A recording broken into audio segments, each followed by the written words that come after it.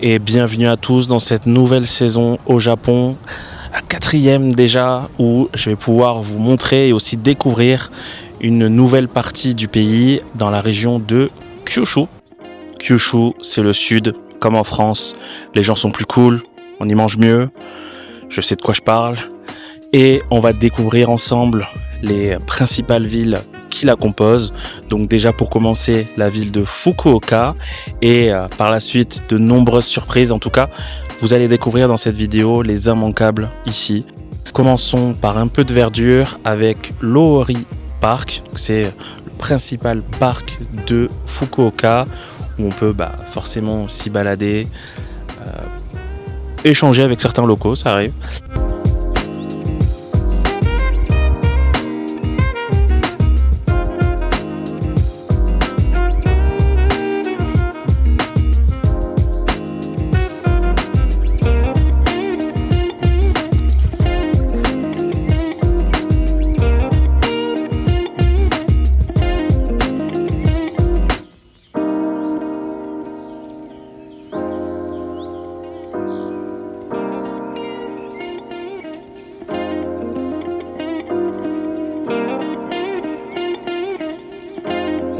Autre spécialité de la région, le tonkotsu ramen, donc ramen à base de bouillon de porc. Je m'apprête à en déguster un dans la plus célèbre chaîne de restaurants japonaise, Ichiran Ramen, donc avec un crémeux bouillon de porc, avec un petit supplément, la petite bière.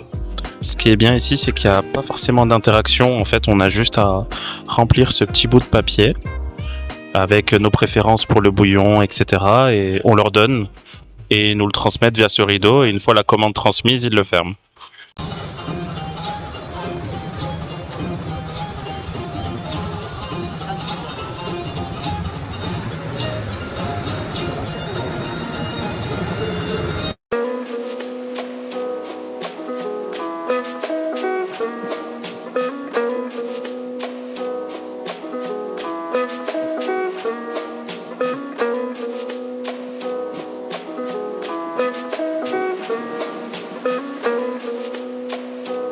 À Fukuoka, on a vu son grand parc, on a testé la spécialité locale, les ramen à base de bouillon de porc, les ramen tonkotsu. On a visité son quartier de la nuit, le quartier Nakasu. Et aujourd'hui, on visite son grand centre commercial qui se décompose en 3 bâtiments. C'est l'un des plus grands centres commerciaux du Japon. Il se décompose en 5 étages, en 3 sous-parties, rempli de boutiques et de restaurants. C'est une option vraiment agréable quand il n'y a pas vraiment beau temps, quand ça s'apprête à pleuvoir comme aujourd'hui. On peut très facilement s'y poser pour l'ensemble de la journée. Restaurants, boutiques de vêtements, de figurines, magasins de jeux, lieu pour plein d'activités différentes en famille, entre amis et en couple. Franchement, c'est une alternative vraiment sympa quand il pleut. Ça fait passer le temps et honnêtement, il y a vraiment de tout.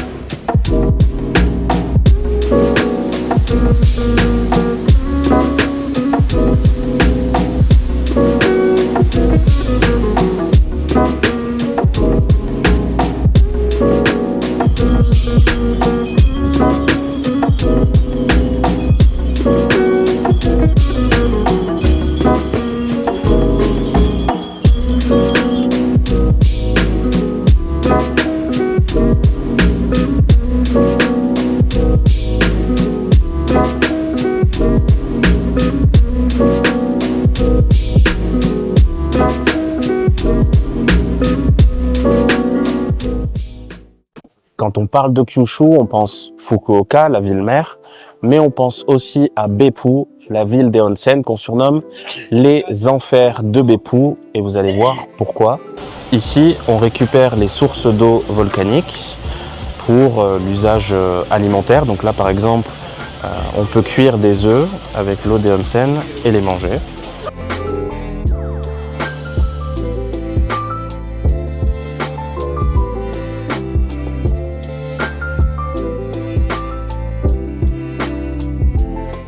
Pourquoi on la surnomme les enfers de Beppu? Tout simplement parce que l'émanation des sources volcaniques survient dans toute la ville et surtout ici. Là, c'est un tout petit peu de vapeur, mais sur les bains que je vous présenterai en suivant, c'est vraiment très impressionnant. Et la chaleur vraiment en véhicule, alors déjà on en a suffisamment de chaleur et d'humidité au Japon au mois de septembre, mais là c'est un niveau un peu supérieur.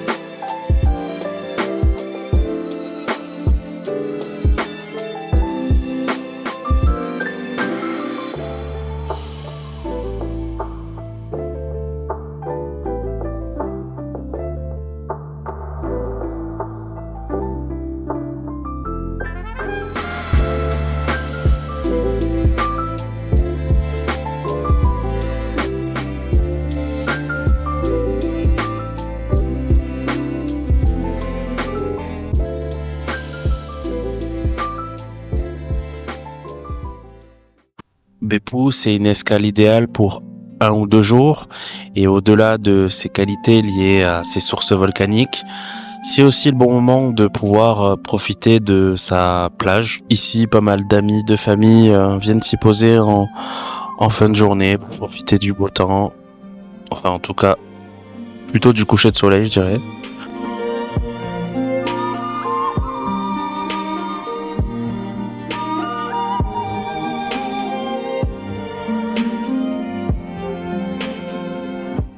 Toujours dans la région de Kyushu, on a fait Fukuoka, Beppu, et bien maintenant nous sommes juste à côté de Beppu, à seulement une petite heure de bus, dans la ville de Yufuin, qui est également une ville à source thermale, donc c'est-à-dire avec des bains chauds dans lesquels on peut se baigner, qui viennent de sources volcaniques, donc de volcans éteints.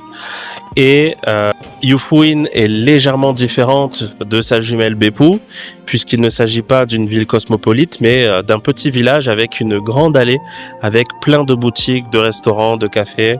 C'est une ambiance un peu plus cocooning, un peu plus intime, qui est sympa. Donc on va pouvoir faire quelques pas ensemble et je vais pouvoir vous la montrer pour terminer ce trip à Kyushu.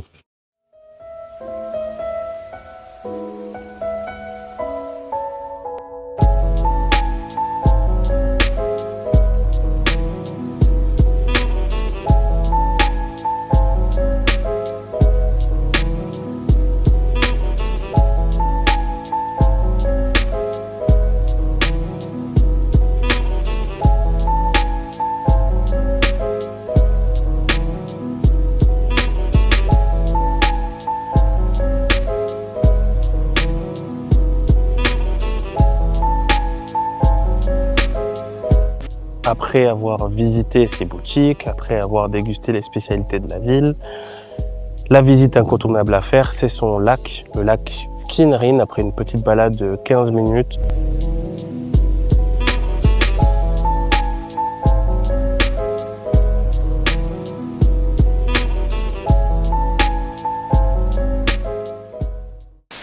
Petit bonus dans cette vidéo, juste à côté de la ville d'Hiroshima. Donc Hiroshima, c'est situé entre Osaka et Fukuoka. Donc je suis installé là-bas, mais j'ai bifurqué juste à côté sur l'île de Miyajima qu'en 3 ans je n'avais jamais faite. Pourtant c'est un immanquable dans le circuit touristique de base. Miyajima, c'est une toute petite île avec un toli situé sur l'eau dans le sanctuaire Itsukushima.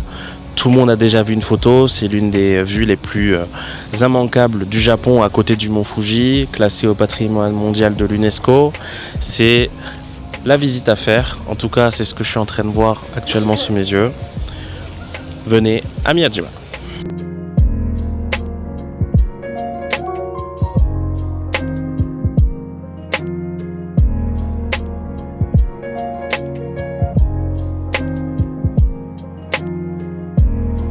Pour juste expliquer le trajet, on part de Hiroshima, on prend un métro pendant une petite heure, ou plutôt un tram plutôt, et on prend un petit ferry de 10 minutes qui nous amène sur l'île, c'est-à-dire qu'on est parti de derrière pour arriver ici. Et ensuite, pour arriver jusqu'au sanctuaire, on a un long passage avec plein de petits commerces, avec de l'artisanat local, des petits restaurants des familles, et en prime, comme à Nara, des daims qui déambulent qu'on peut caresser, qu'on peut éventuellement donner, qu'on peut nourrir. Hein. Attention à ce qu'on donne. Mais franchement, c'est un endroit super calme et qui a vraiment beaucoup à offrir. Je regrette un peu de ne pas l'avoir fait plus tôt, mais si vous en avez l'occasion, venez ici à Miyajima.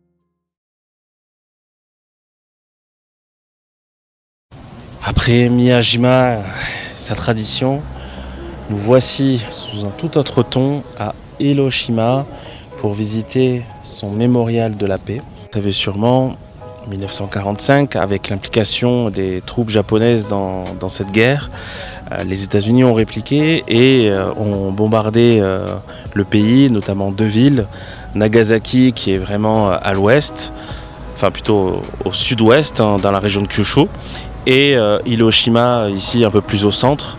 Et ici il y a un mémorial de la paix pour justement reconnaître les victimes et surtout mettre en avant que la paix c'est toujours la première solution et ça doit être l'unique solution à la résolution des problèmes entre tous, mais aussi d'un point de vue géopolitique.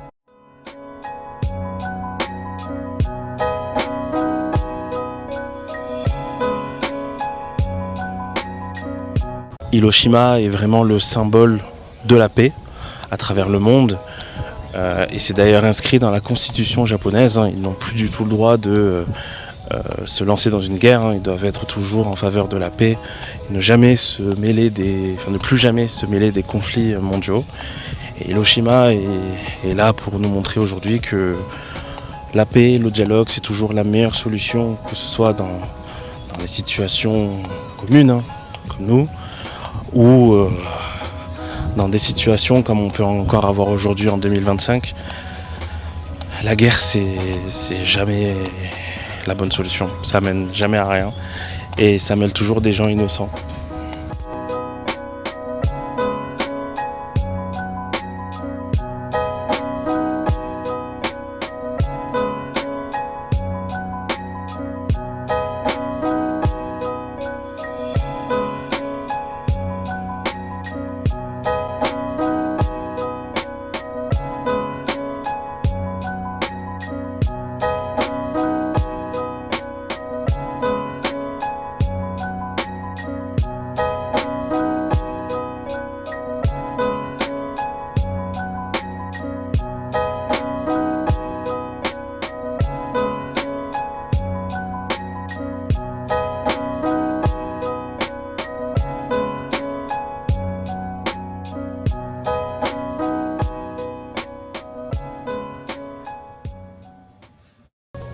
Depuis tout petit, le Japon m'a toujours fait rêver.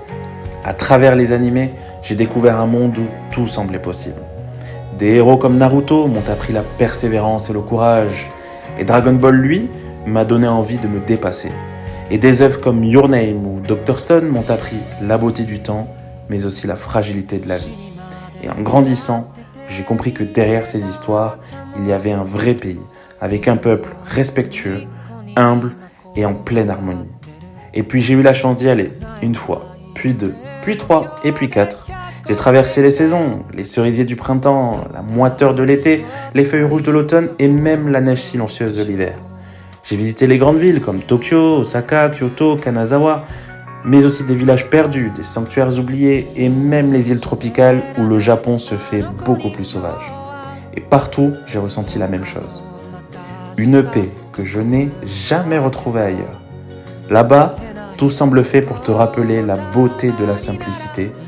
Par exemple, un bol de ramen fumant, un salut respectueux, le son du vent dans les arbres d'un temple. Bref, le Japon m'a appris à ralentir, à observer, à être reconnaissant. Il influence mes choix, mes valeurs et la façon de voir le monde.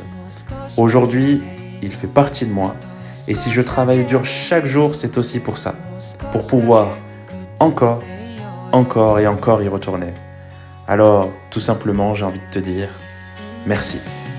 Merci mon Japon.